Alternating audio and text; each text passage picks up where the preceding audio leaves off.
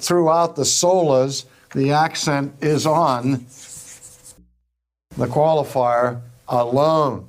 The created world is called to reflect the glory of God. The very fact that God makes a creature places that creature in debt to the Creator. And the only reason you exist and that I exist is for Him.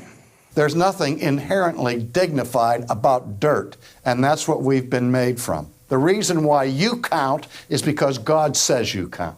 And the whole world is full of His glory. Only God can bind the conscience absolutely.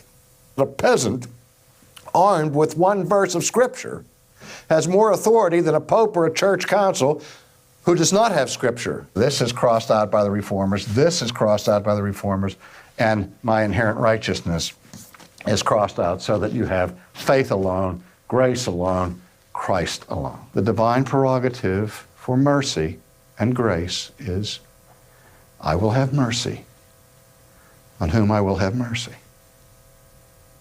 That's His prerogative. God does not owe saving grace to anybody. I talk to my Arminian friends all the time about this and say, look, let me ask you a question. Why is it that you're a believer, and maybe members of your own family or friends that you have are not believers when you've both heard the gospel? Jesus doesn't say no man can come to Him unless God helps him.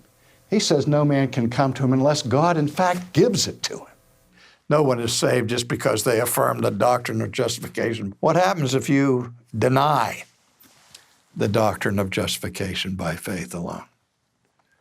And that's a different matter, because now you're denying that you're saved by Christ and by Christ alone. And that denial may be enough to damn you. Christ alone merits salvation in front of a just and holy God, because He's the only one who is sinless. The whole doctrine of justification by faith, the whole doctrine of salvation by grace rests on the principle that the law of God has been fulfilled by Christ. When I put my trust in Him, He imputes or counts to me His righteousness.